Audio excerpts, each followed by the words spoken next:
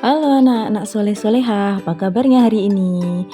Saya doakan semoga semua anak-anak dalam keadaan sehat walafiat. Amin. Anak-anak, kali ini kita akan membahas bab 6 tentang menciptakan karya seni dari kertas bekas mapel seni rupa. Untuk capaian pembelajarannya, pada bab ini anak-anak akan menggunakan alat, bahan, dan prosedur dasar yang tepat dalam menggambar, mewarnai, membentuk, memotong, dan merekat. Yang kedua, anak-anak atau peserta didik secara mandiri menggunakan berbagai prosedur dasar sederhana untuk berkarya dengan aneka pilihan media yang tersedia di sekitar. Peserta didik mulai mengenal alternatif bahan, alat, atau prosedur dasar dalam menggambar, mewarnai, membentuk, memotong, dan merekat. Dan yang terakhir adalah peserta didik mampu menciptakan karya seni yang sesuai dengan perasaan, minat, atau teks lingkungan. Gak sabar ya ingin belajar? Yuk kita simak penjelasannya.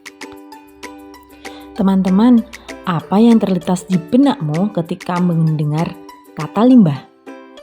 Apa saja ya kira-kira limbah yang ada di sekitar kita? Jadi, pertama kali kita harus tahu apa itu limbah. Limbah adalah zat buangan yang dihasilkan dari aktivitas makhluk hidup seperti proses produksi baik industri maupun domestik atau rumah tangga.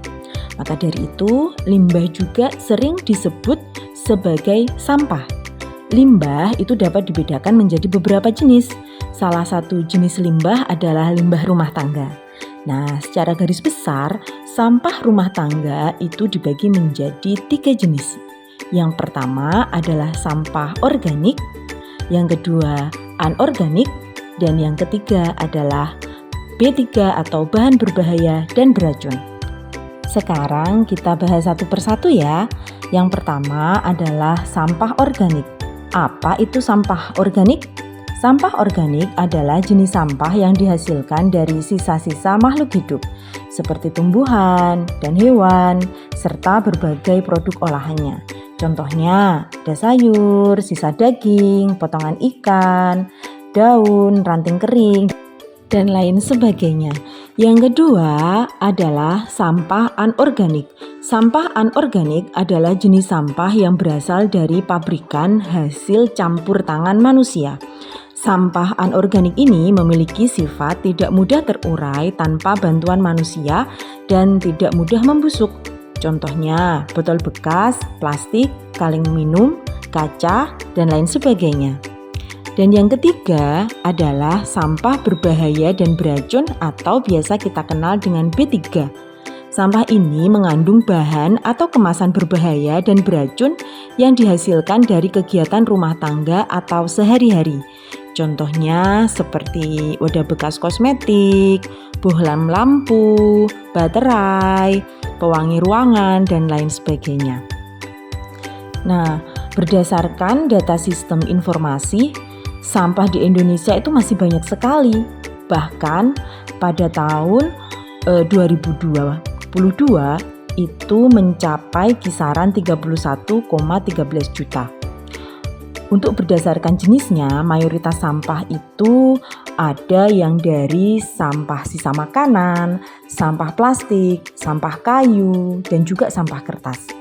Sisa makanan itu mencapai 41,55%, sampah plastik mencapai 18,55%, sampah kayu atau ranting sebanyak 13,27%, sedangkan sampah kertas itu mencapai 11,04%.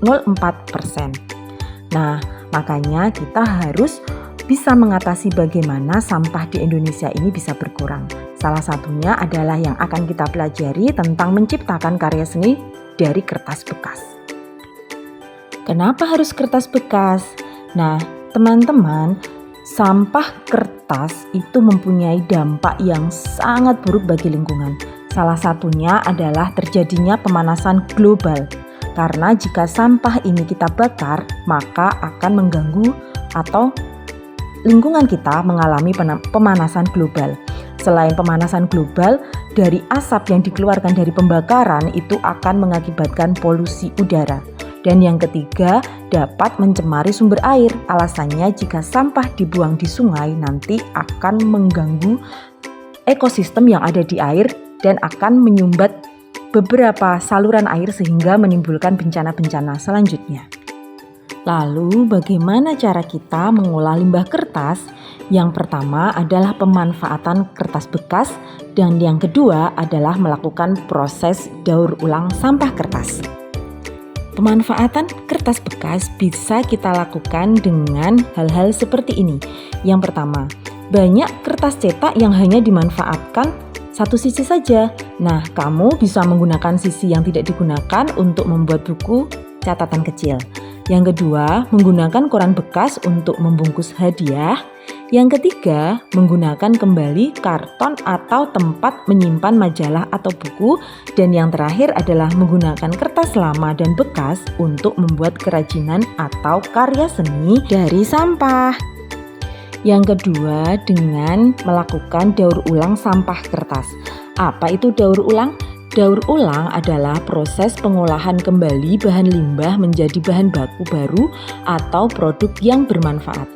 Untuk proses daur ulang kertas, bukan hanya dapat dilakukan sebanyak 1 kali saja ya teman-teman, namun bisa sampai 4-6 kali.